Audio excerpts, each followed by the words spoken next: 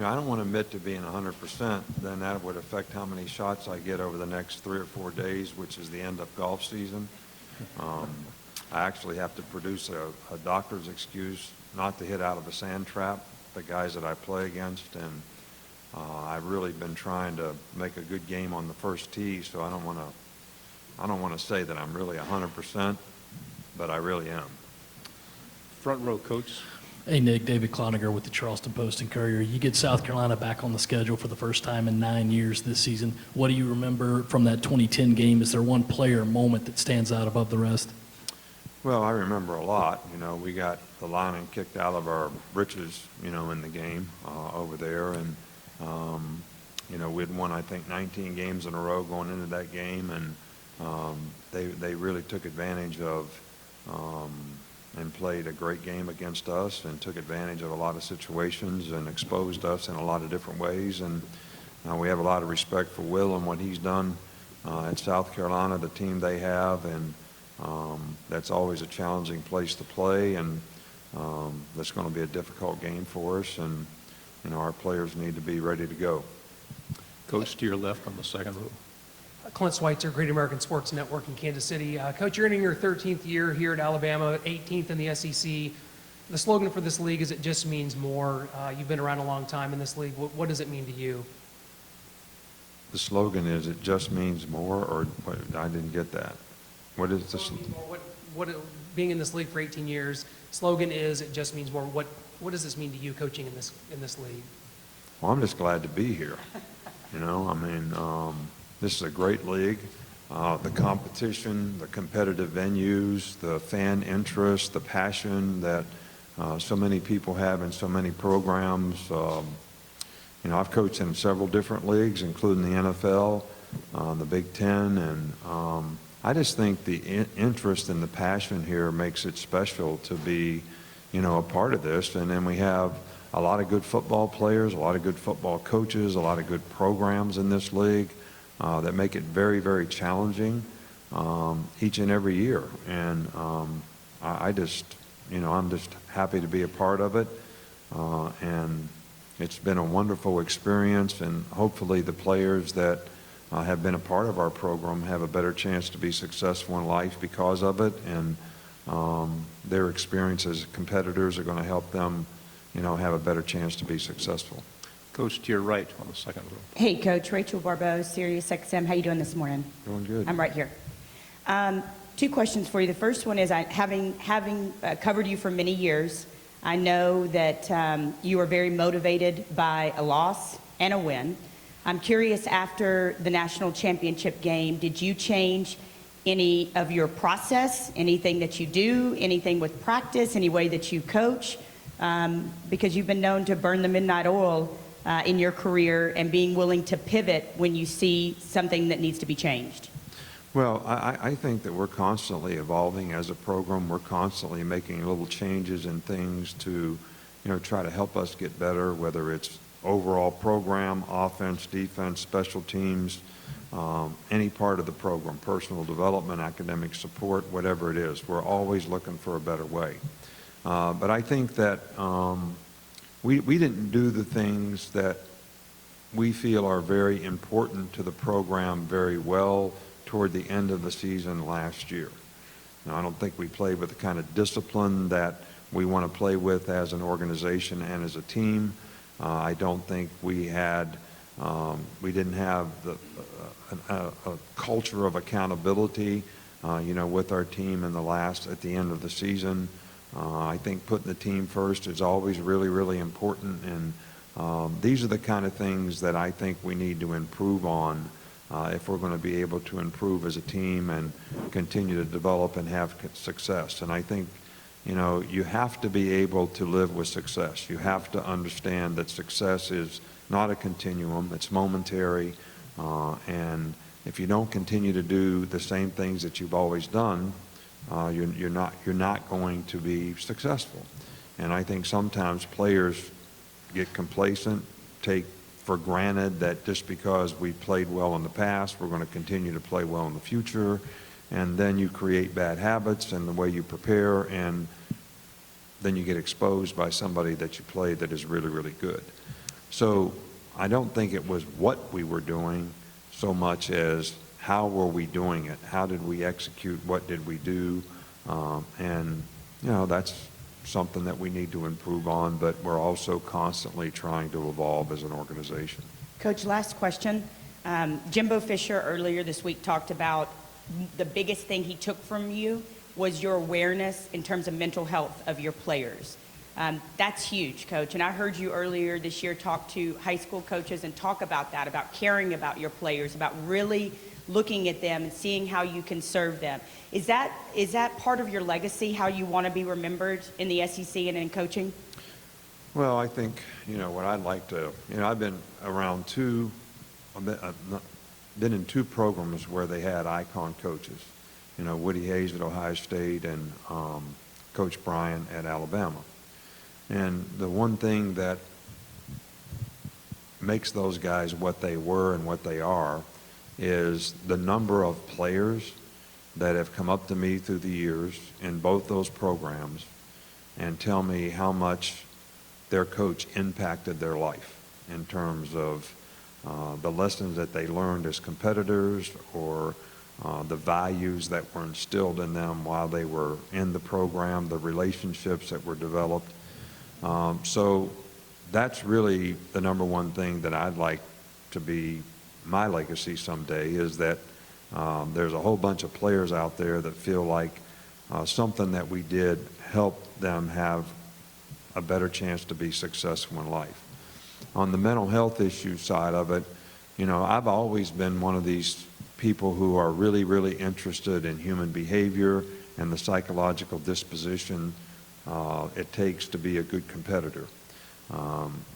So we've always had people involved in the mental health of our players for the last 25 years, all the years that I've been a head coach. And these people are experts in human behavior. They've helped players and they've helped us to be able to help players by understanding issues and problems, how we should coach those guys, how they need to be supported so they have a better chance to be successful. I think this is something that people are becoming more aware of now.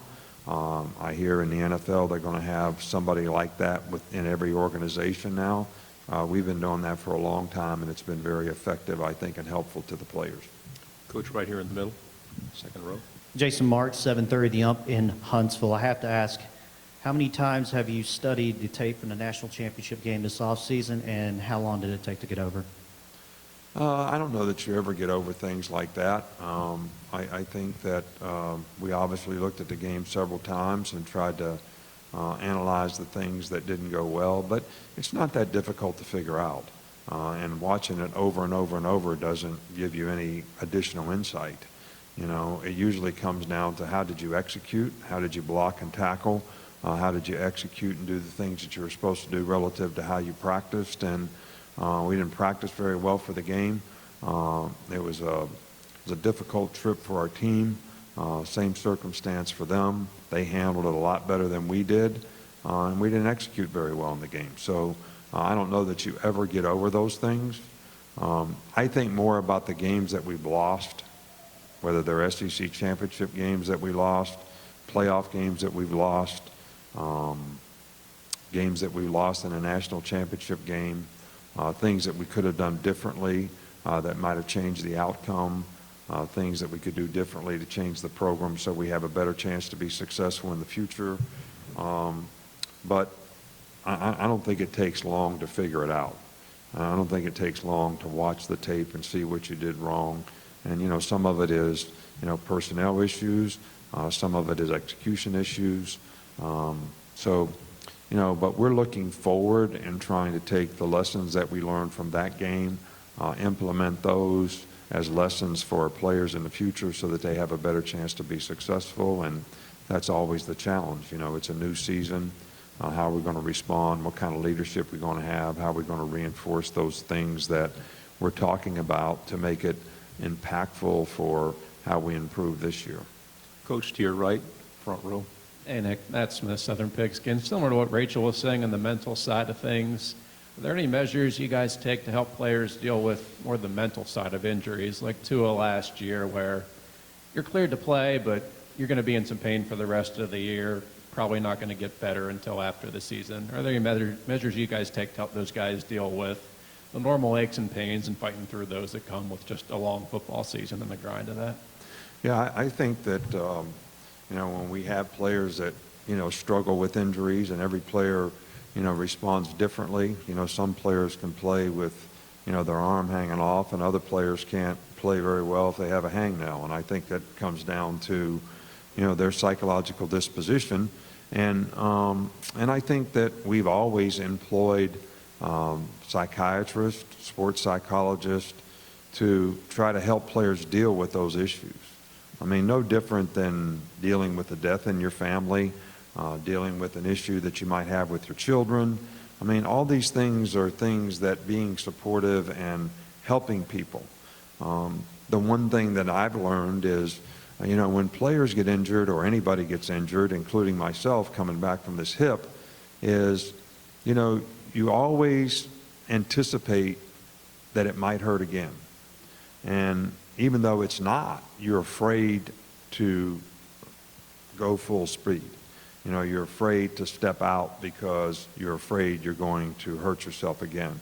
And this is probably the thing that is the most difficult for players to overcome, that you are okay. And, just for like, Doc told me with my hip, he said, look, you're okay now. You can do whatever you want. And it's going to hurt. It's like having a new ball glove.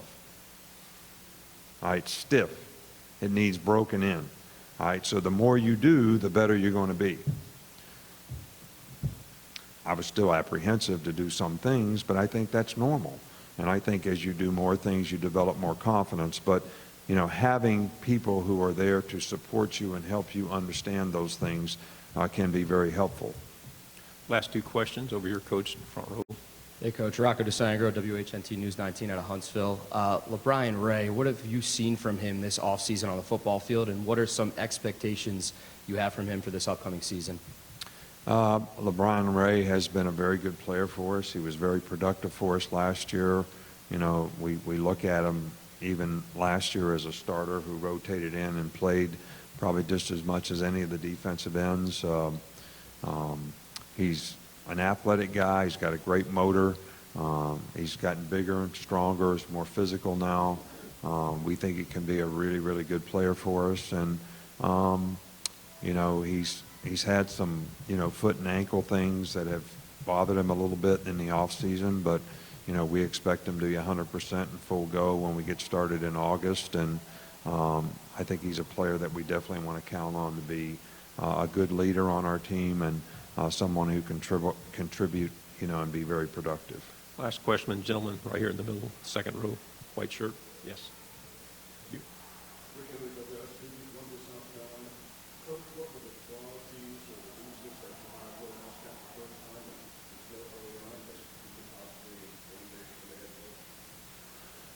Oh, I love Will. I think Will it's been a long time ago at, Valdosta State or one of those schools, down there, and had only been coaching for a couple of years. And I remember we were practicing in Atlanta for a game. I think it was a bowl game, maybe the Peach Bowl when I was at LSU, and our first year there. And he came up and watched practice, and I got to know him and talk to him and really, really liked him. So I think soon after that we had an opening, and somebody recommended Will that knew him, and because I had a good feeling about the little meeting that we had in Atlanta. We brought him over, we interviewed him, and he's an extremely hard worker, very knowledgeable guy, great leadership. Players respond to him well. He's got toughness about him, which I think is important to instill, especially on defense with your players. And he did an outstanding job. And I can't remember exactly, but whether it was a year or two, he was the coordinator, and went on to Miami with us. And so I didn't ever have any doubt that Will would be extremely successful as a coach, and he did as good a job for us in our program and what we asked him to do, and the way he did it in every way, how he represented the program, how he coached the players, how he developed players, how he recruited players, as anyone we've ever had. Thank you, Coach. We could keep All you right, longer, thank but it's you. time to go.